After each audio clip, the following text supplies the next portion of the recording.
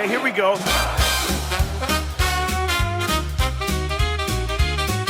Hello, good friends, and welcome back to the Planet Mikey podcast. Today, the guest is one of the best. We think you'll enjoy this broadcast. So buckle up and whoa, Nelly. Please welcome Red Sox legend RICO Petrocelli. And now, here's Mikey.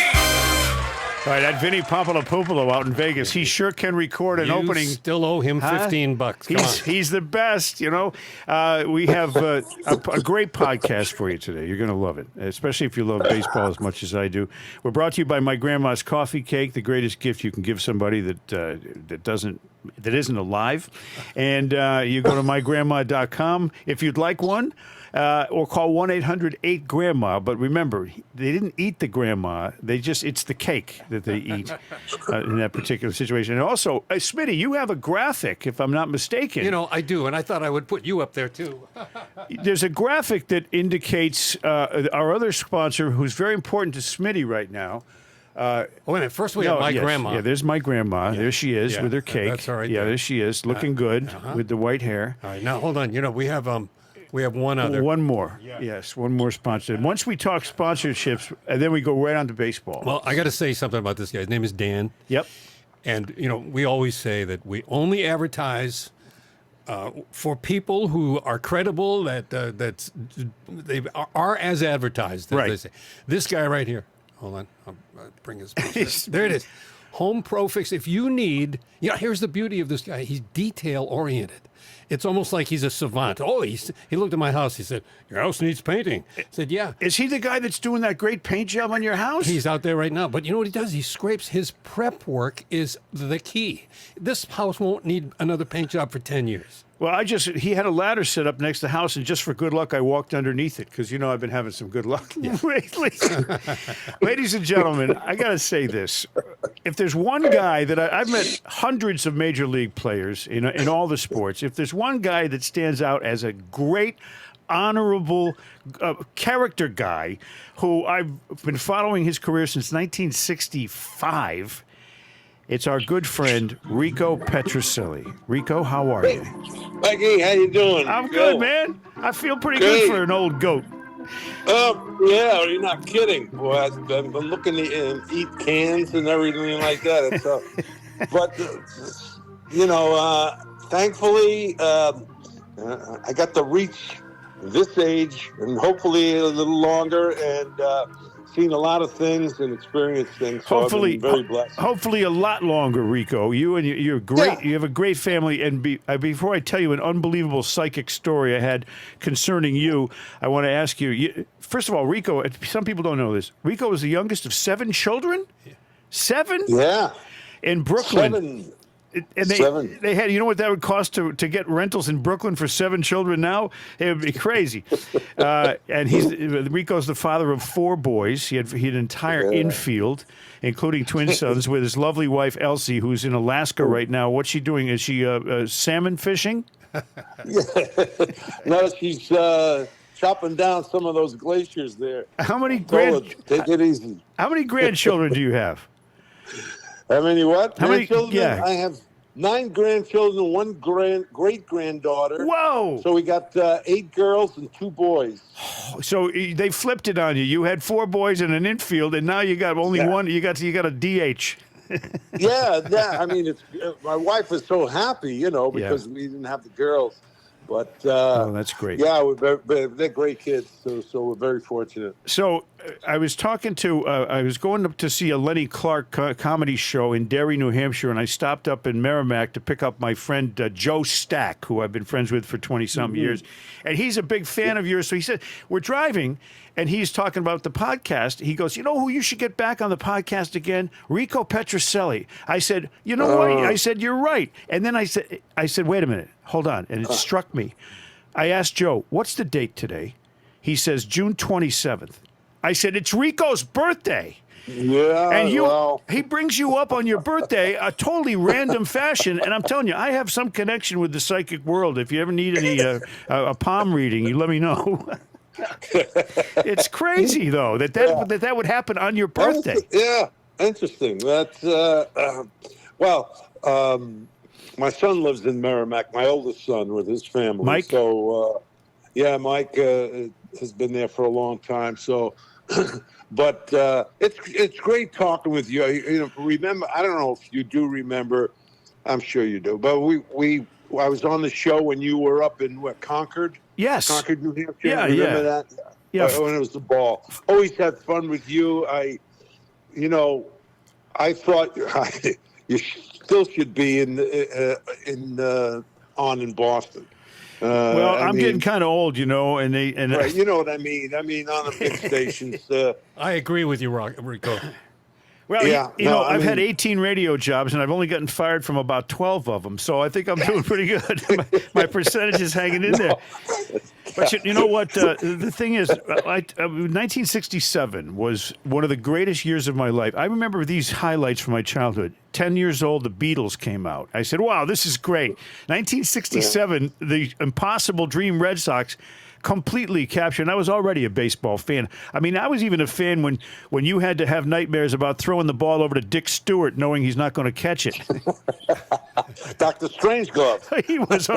I mean, you probably lost some sleep over that. Oh, I make a nice play, I throw it to first. Oops, there it goes into the dugout. I mean, because of him, not because of you. He made 29 errors 1 year. As a first baseman. for a first baseman. That's Think brutal. about that.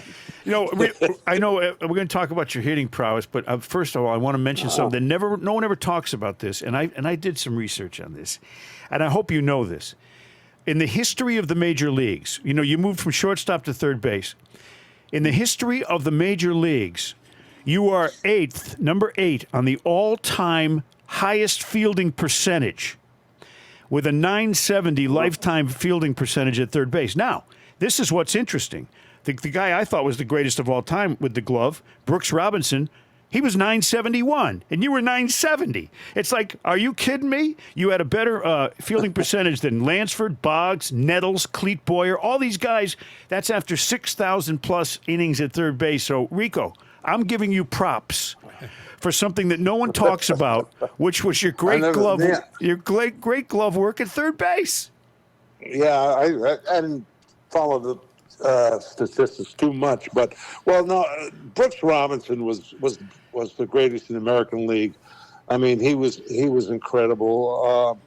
And he was there 23 years, I think, as third baseman. Yeah, and I was there for about 5-6 years, moving from short. I loved shortstop. Shortstop was my position, but when we had the opportunity to get Louis Aparicio for a couple of years, I said, no way. Yeah, I said, I'll definitely move to third. So. Well, Rico, you were an all-star shortstop. Aparicio was a perennial, right in the vote for the all-star American League, when he's a White Sox player, et cetera, and with the Orioles, too.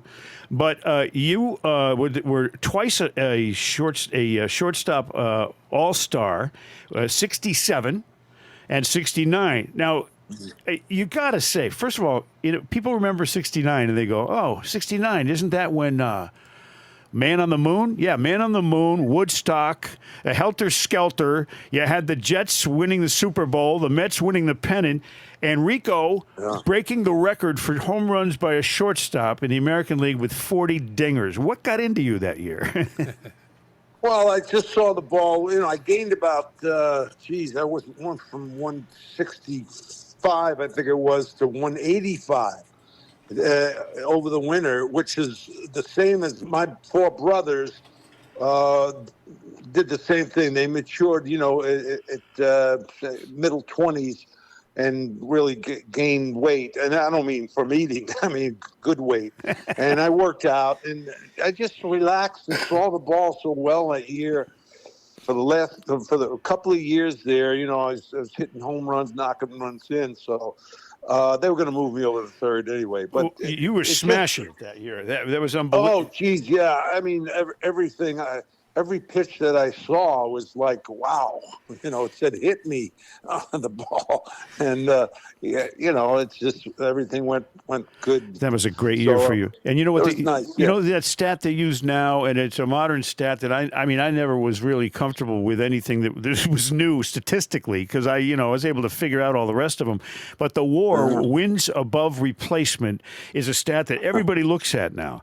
And I found that you led the American League in WAR in 1969 with a 10. You had a 10 WAR. That's like in Yaz territory, from 67. Yeah. He had a 12 in 67. You had a 10 and led the American League in WAR in 69. Did you know that? No, really, I didn't know what war was. The only thing war, you'd go to war. My brother was in the Second World War. Right. No, but, the stats now, I think because there's the type of guys now in the organizations, plus the fact, it's information now. It's an information world. I mean, people, there are a certain amount of people who really like all those stats. They do. Not everyone. Yeah, they're like nerds. They're nerds sitting in front of a computer with glasses on going, oh, look at this. That's a statistic. Yeah, and that's, right. Mike, as you know, Bill, so much has changed.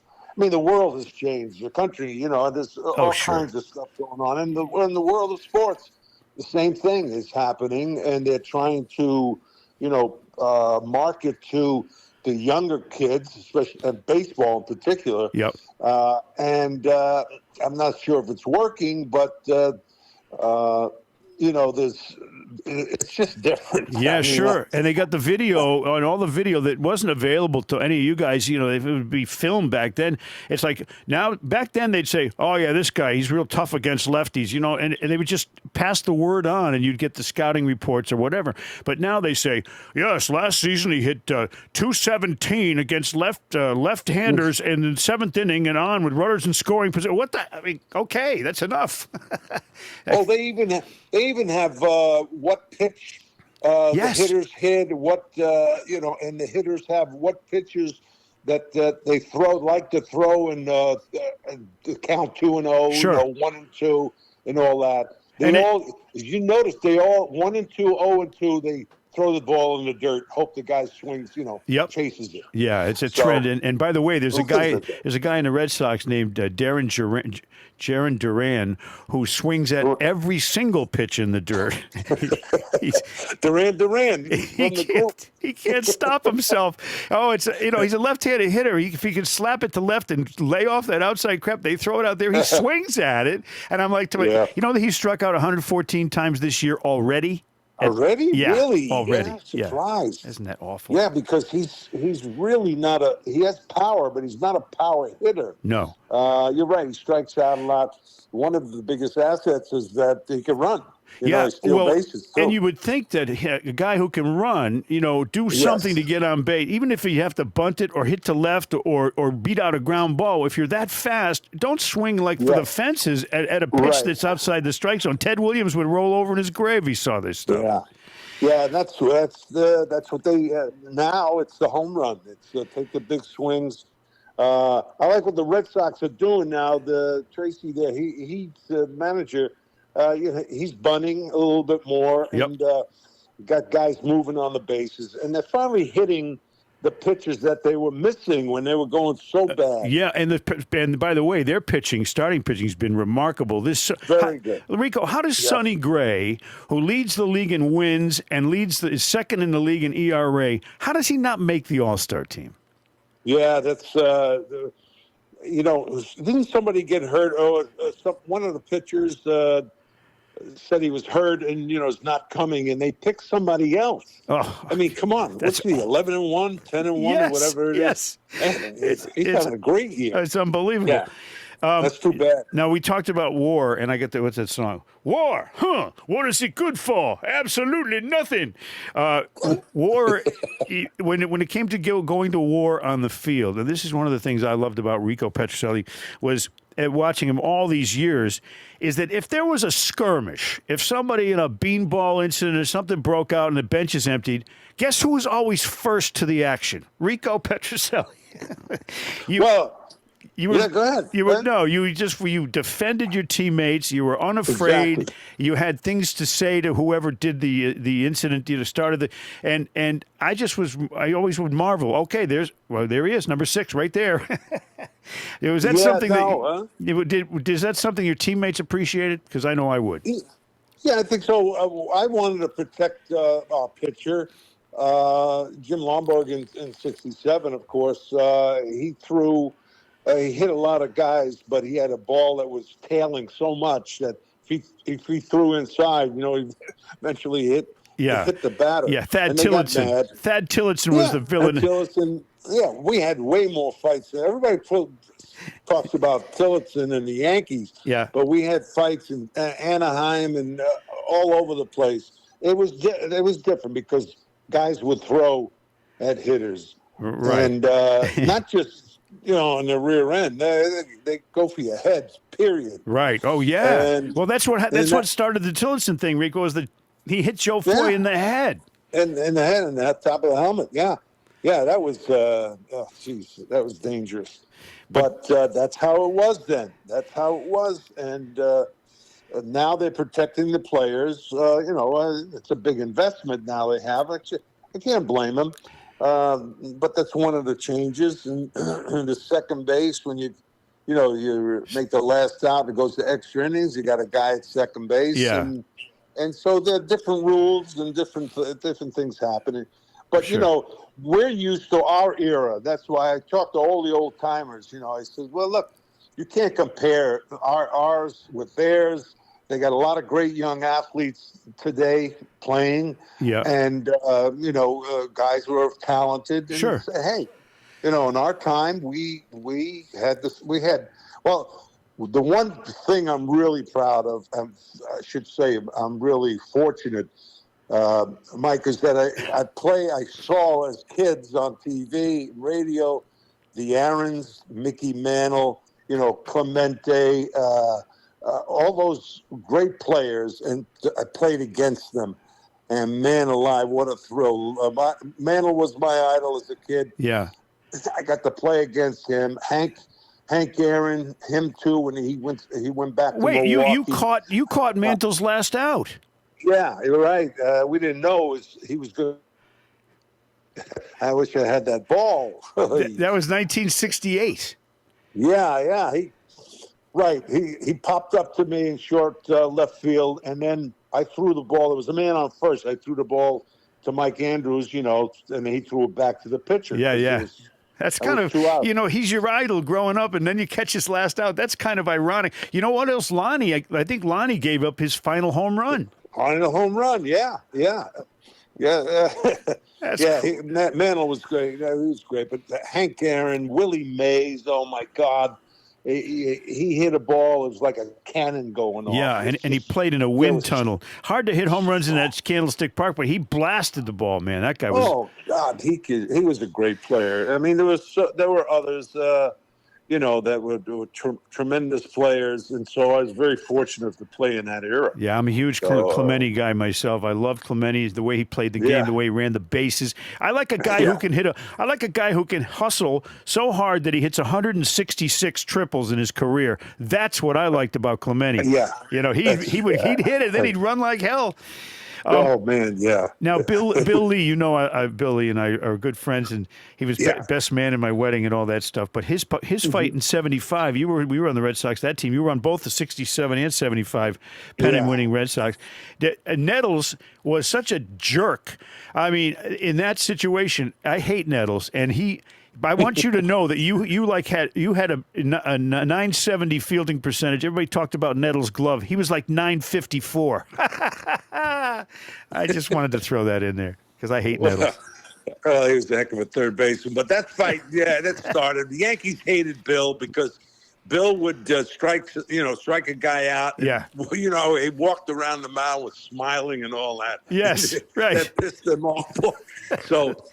At Fenway, I'm at third base, and they're in the dugout. This is a different series. I just got to run the water. Okay.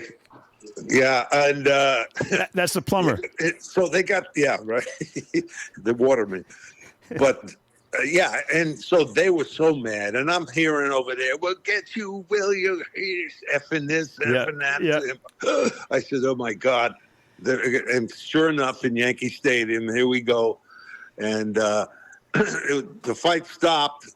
3 guys jumped on him, and I guess he hurt his shoulder. Yeah. But yeah, then we got up, everything was okay, and then Bill said something, and then Nettles hit him again, and here we go again. Yeah.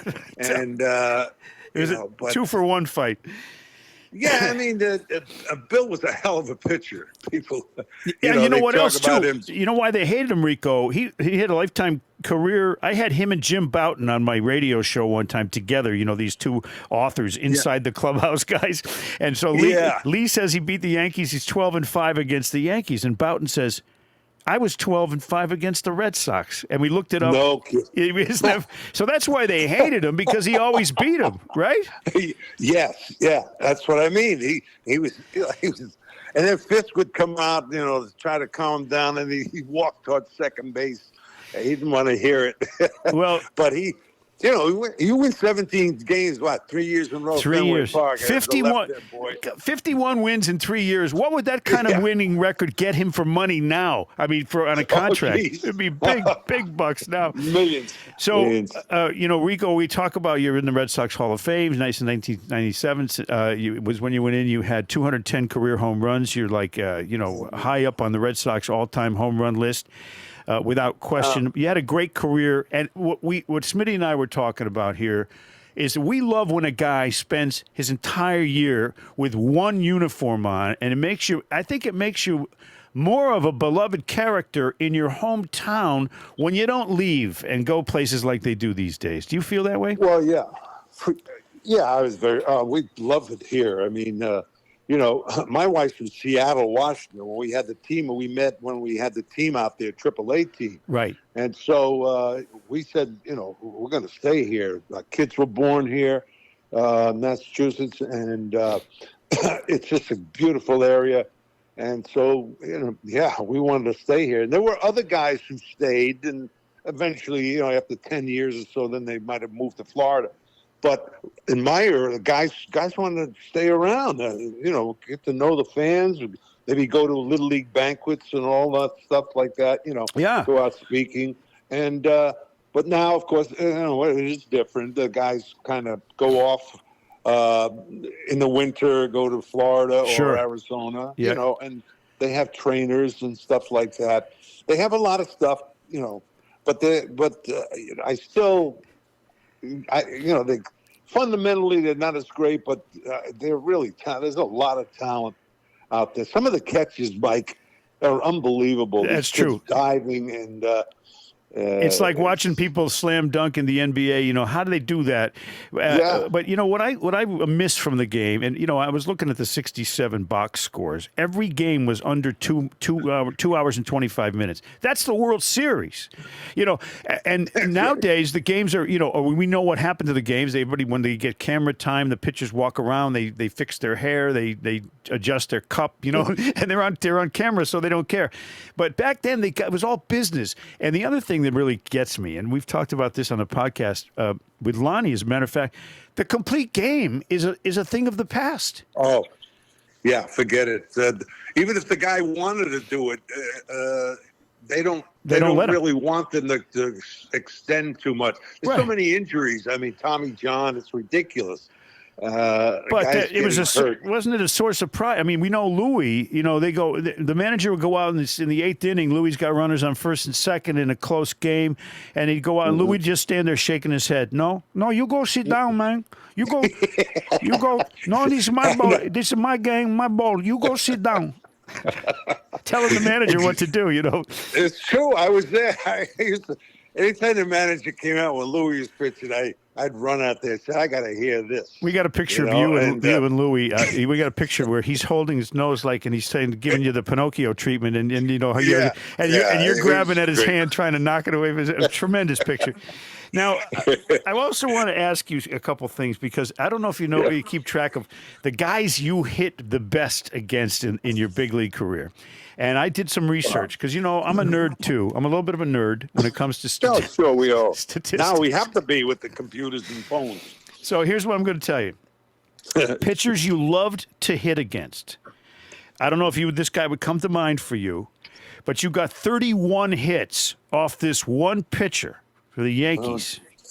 Oh, Yankees. Yankees, you hit him 31 hits. 31 hits. Yes. So Mel Stottlemyre. Yes, Mel Stottlemyre, the sinker baller. You had his number, man. I don't know. And here's another guy. It was. Oh, you're too young. Oh, the water Yeah. But no, it's his last name. the water guy. I love it. Yeah, thank you. Yeah. Thanks a lot. So, yeah, Penachuk Water, it's a great guy. Tell the water guy I gotta take a leak. So I hope I got water now. here's another guy. If you know, you let me know. I'll get some over there. Jim Palmer, Hall of Famer, right? Very tough customer. But you had 20 hits off him and 4 home runs off Hall of Famer Jim Palmer, and that was no easy feat. And we speaking of Louis just now. Louis was a tough customer too. You had 2 homers. You had 2 home runs off Louis. Did you ever mention that to him? Oh, yeah. He said, hey, Louis, I hit you real good. No, what you talking about, man? I said, Louis, check the records. Yeah. I used to tease him. And then he called me Salami, big nose Salami. Oh, I miss him. But, I miss Louis. He was one of the greats. Oh, what a great guy. I faced him down in the fantasy camp where I met all you guys the first time back in '87. I faced Louis. You know how the campers have to face the pros at the end of the camp experience for the fantasy camp, right? So, Louis up there. Oh man, and he's a little bit old, and he's throwing. So he throws me a curveball. I swing and miss by about 1.5 yards. I said, okay, he's going to throw me that same pitch. He throws it again. I miss by 6 inches. Missed the ball completely. The third time, I said, I know what Louis is going to do. He's going to throw the same pitch because I looked so awful on it. He throws the curve. I pop it off my wrists to Doyle at second base. Louis walking off the field. I go, Tiant, I said, you throw me the same pitch 3 times, and I pop it to Doyle. He goes, you're lucky you hit the fucking ball, man. He wouldn't give me any credit whatsoever. Here's a guy that you hit 395 against. This guy, every time he took the mound and you faced him, you hit him for a 395 career average against Washington Senators pitcher Casey Cox. Oh, Casey Cox, yeah. Wow, you really went into. Yeah, I did. And here's the guys you had RBIs against. In your career, you had the most RBIs off Jim Perry, 16 times. Mickey Lolich, you drove in 15 runs against him. Dave McNally, you hit 339 against him. You drove in 14 runs. But there's one guy you didn't hit very well at all, Hall of Famer, at all. I know. Who is it? I know who you're talking about. Go ahead. Nolan Yes. Ryan. It is. Oh, my knees are knocking out right now. I'll tell you what. Here's I'm sorry to have to do this to you, but you hit 057. And by the way, you weren't alone in that category against him. He struck you out 21 times. So, and here's what when Ricky Henderson became his 5,000th strikeout victim, Nolan. Yeah. They asked Ricky after the game, Ricky, what's it like to be Nolan Ryan's 5,000th strikeout? And Ricky goes, if he ain't struck you out, you ain't nobody. Yeah, it was amazing. I mean, he played against poor hitting teams when he was in Anaheim. Yep. He tried to stay close, and maybe he'd walk a couple of guys, or somebody would get a hit and all that stuff. So that happened a lot. I don't remember how many one-hit games he had. 19 games. 19, yeah, and how many 7 he lost. 7 no-hitters, Rico. 19 one-hitters. I mean, come on. Yeah, I mean, the guy was great. If he had good hitting teams, he probably would have won 400 games. But he and Tiant went at it one night. Yes. Louis, that extra inning game, I'd never forget it. I think Ryan went 9 and came out, I think. Yes. And then Louis went 15 innings. 178 14 pitches. innings. Yeah. It was great. That's one of the epic of all time between those two guys. And it must have been, you loved Louis. Louis was a great teammate. And I loved And he was Louis. also a tremendous pitcher, underrated. He should be in the Hall of Fame. I agree. I really do. Yeah. Now, And, they went that game, Mike. That game, he'd go in the dugout, and the manager, I think it was Williams, or not Dick. Eddie Casco. So Louis, I want to take you out. Mm-mm. You know, take me out. I'm going to win. And he'd go 14, 15 innings. He wouldn't give it up. Jeez. That's his ball, his game. He's not giving it up. You got to take it out of his cold, dead hand to get that ball away from him. And then for 5 days later, he'd start. He'd have to start. No problem with his arm. Yep. Now, so anyway, he was special. I'm telling you, he was special. The 1967 team, just for laughs here, because that was almost 60 years ago. And it's amazing. And now, Rico, you're 83 on June 27th, but you're still playing golf tournaments and repairing your own pipes. I play a little bit of golf, but it's thankfully it's nothing serious. I got the back problems. I had 2 hip replacements and stuff like that. I got a pacemaker now. I had a family history. My brother's heart, so I got to be careful. Yeah. But thankfully, I'm doing well, and I'm very fortunate. I got a great family. Do you still play drums? I'm sitting here with Bill Smith, who's a famous drummer from the music industry here.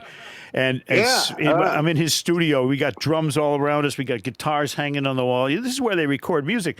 But when I told him that you were a drummer, and I think I remember that you said back when you were, it was on the back of one of your baseball cards or something, and you said, well, it's for my wrists, to keep my wrists in shape.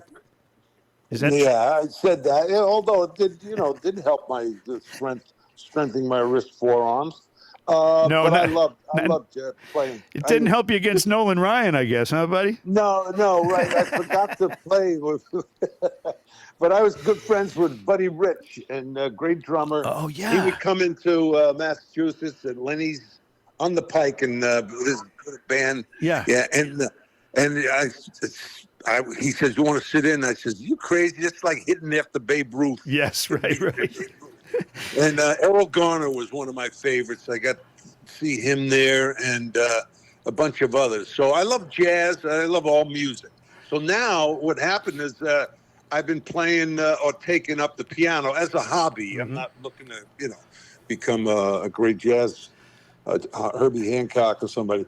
But I love music. So I always wanted to be, one of my favorite drummers is an Italian guy named Dino Danelli from the Young Rascals. I always wanted to be Dino Danelli, not just because he was a good drummer, but he got a lot of girls. Now, I'm going to check in with you on these former teammates from the 1967 team. I made a list here, and any comments you want to throw in about any of these guys?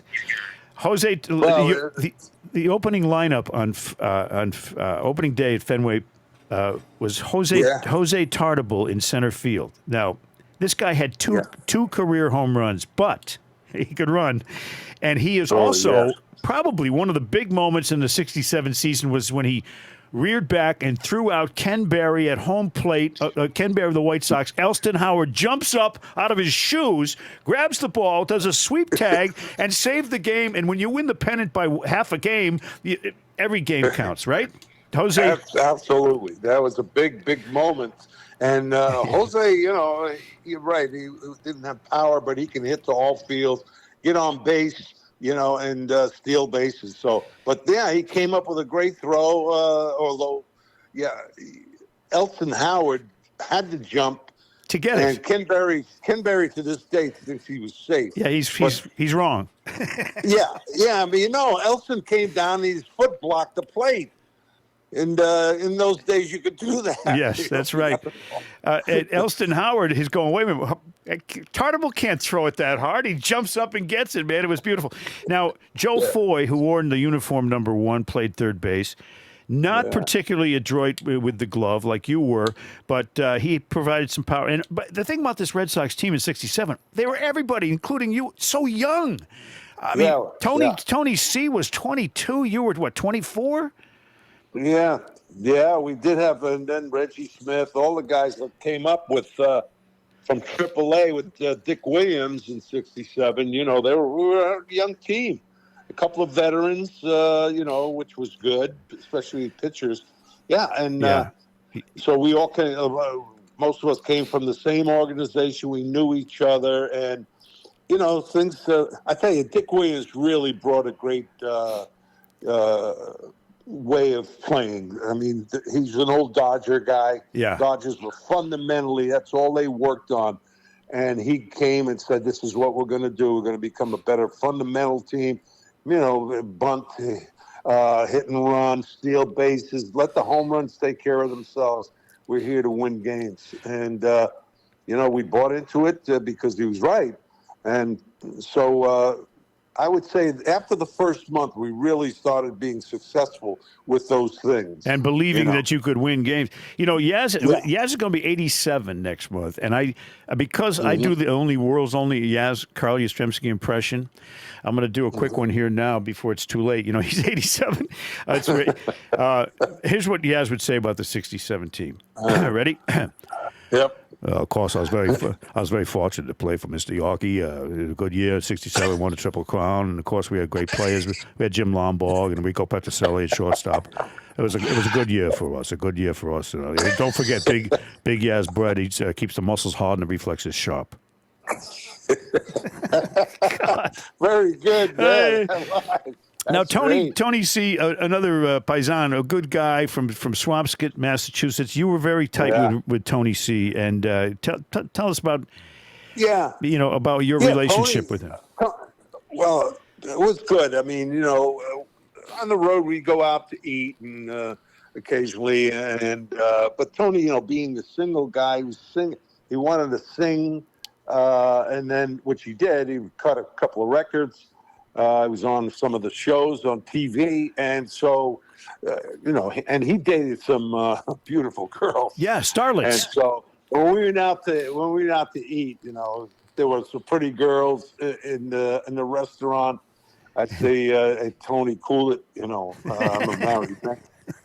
I'm a married guy, Tony. Don't get me in trouble here. Right. And so, but good-looking kid, fearless hitter. I want to tell you. He stood right on the plate. Ted Williams told him, said, Tony, move back off the plate a little bit because you're going to get hit and you're going to get hurt. And he couldn't do it. That just was the way he hit. And he could hit that outside pitch, take it to center field. Definitely a home run swing. He lifted the ball, hit the ball in the air. And with the DH, Mike, I think, he could have stayed on a lot longer if he was healthy. Sure. If he didn't get hit. And might have been a 500 home run guy. But just a tough hitter and believed in himself. And this guy throws 97. Yeah, so you couldn't throw a fastball by him. Right. If it was a strike, he was ready. On the inside. But he had a blind spot about 2 inches off the plate. He just never moved when a ball was that close. Yeah, and that Jack Hamilton thing in August of '67 was a big blow to this. Now, think about this. Two assassins. I call them assassins. They took out the Red Sox chances of breaking the curse in '67 by hitting Tony C. And in '75, they hit Jim Rice right before the World Series. Vern Rule hit him in the. So the two right-handed power hitters on both those clubs weren't there in the World Series, and I think the Red Sox would have beaten the Jinx with you and the other guys in '67 and in '75. How's that? Yeah. Well, that's good because I know. 7-game series, Tony and Jimmy, they were going to do some damage. I mean, even if they didn't have a great one, they'd hit a few home runs, knocking some runs. Right. So that's right. It could have happened, but unfortunately, they were hurt. And but it was great playing in the World Series. I want to run through some of these guys because I made this list. Reggie Smith started at second base with one of the great arms in baseball history. They had him at second base. And by the way, a little trivia on him. Reggie was traded and the Red Sox got Bernie Carbo and Rick Wise for Reggie Smith, and those two guys contributed big time in '75, of course. Yeah, absolutely. That was a good trade. Although we hated to lose Reggie. I mean, he was a talent, boy. I'll tell you. Yeah. And he's just coming into his own. I mean, the Dodgers, when I talked to Lasorda about him, they loved him there. And when he played, and I think he coached for a while. Yeah. And now he's got a baseball school or something like that. But really a talent, really a great talent. So Lonnie, I saw him at the golf tournament. He's 84. Mike Andrews, of course, Jimmy Fund worked for all those years, is 83 years old. Dalton Jones, who saved Bernie Carbo's life, by the way, is Dalton Jones, nice guy, 82 years old. Gary Bell, who was Dick Raditz's roommate with Cleveland. He's 89 years old. Raditz told me the story one time. I said, "What's the most beers you ever had when you were with the Red Sox?" He says, 24. And then Raditz says, but Gary Bell told me I had 30 one night. He had to rely on Bell telling him how many beers he had the night before. That's just insane. Yeah, they were characters. I tell you, you would laugh. The fantasy camps when they would be the two hosts. And just a riot. And Bell won, I think, 12 games for us in '67. Yeah, he helped a lot. And then there was a guy who, you go back to '65 with the Red Sox, and you were there, I'm sure, when Dave Moorhead had a no-hitter. It was a 2-0 game against Cleveland, and there were only. This is to show you what the Red Sox turned around in '67. They had so few fans at this game.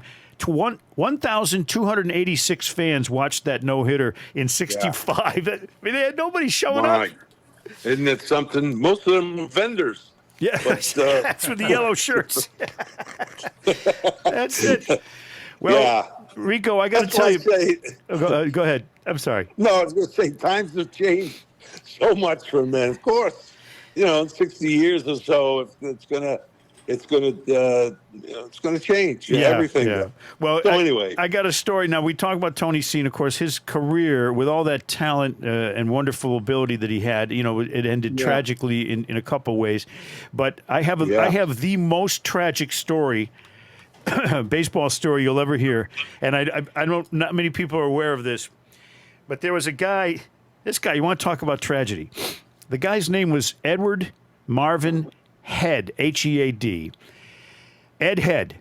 I swear to God, that's his name. Oh, really? And that's a tragedy unto itself, because if you're Mr. and Mrs. Head and you have a baby boy, do you name him Ed Head? I don't, personally. I wouldn't go with that. Anyway, Ed Head. Tragedy. It is.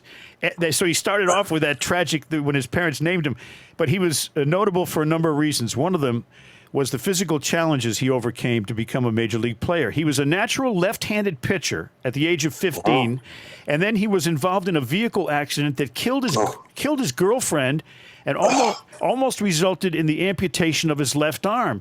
He had hours of surgery.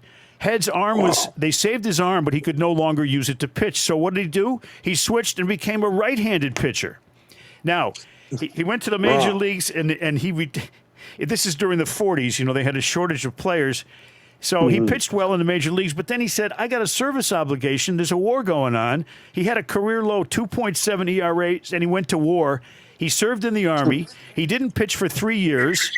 And then he came back, and in his first start of the season, he injured his right arm and didn't pitch for the remainder of the season. But he did have one game before he got hurt, and it was a no-hitter.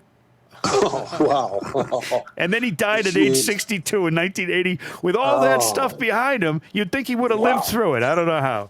Yeah, that's an amazing story, really. Ed Head, you should, the next time you're speaking at a banquet, you should talk about Ed Head and see what the reaction is. Let me tell you a story about Ed Head. Well, Rico, I want to say first of all, it's great, always great to talk to you. You know, we love you here, and you're one of the guys that made my life better in the '60s, and everybody else that is a Red Sox fan. So you deserve all that, and you deserve to live to be 120 years old because you're such a good guy. And you're so kind. My best to you and all your boys and your wife Elsie. Oh, thanks to you too, Mike. And really, I wasn't kidding. I just that not only your talent, but you got such a good heart. And sometimes, you know, we criticize guys, players, because they deserve it. And I always thought that, you know, if I was going bad and they wrote about it, I said, well, I deserve it. You know, I got to get going here. So. But you're a talent and you're fun and really, and it's same to Thank you. you. I hope you have long life and health. That's the main thing. Thank you, my friend. Thanks for having me on. The best to you up there in New Hampshire. Now, because of '67, we're going to finish with, you know, we always do this Joe and Jerry Castiglioki at the end of each podcast. And we're going to do a song from 1967. And thanks again, Rico, for coming on.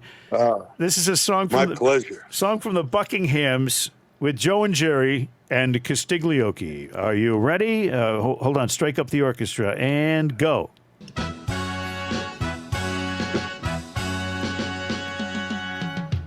Well, my baby, she's made out of love. Just like one of those bunnies out of a Playboy club. But she's got something, Joe, that's greater than gold. I'm crazy about that girl because she's got so much soul. I said she's got the kind of loving, kissing and a hugging at Shaw's sure is better, and I'm glad that I'm her fella, and I know. She knocks me off my feet. Have mercy on me. She knocks me off my feet, Joe. There's no girl, Troop, in the whole world that can love me like she do. She do? She don't. My baby, when she walks by, all the fellas go, oh, what happened to her thighs? It's simply 'cause that girl, she looks so fine. And if she ever leave me, I would lose my mind. She's got the kind of loving, kissing and a hugging. Sure is better that she's not a fella. And I know that she knocks me off my feet. Oh, have mercy on me. She knocks me off my feet. Hey! There's no girl in the whole world that can love me like you do. Good night, everybody.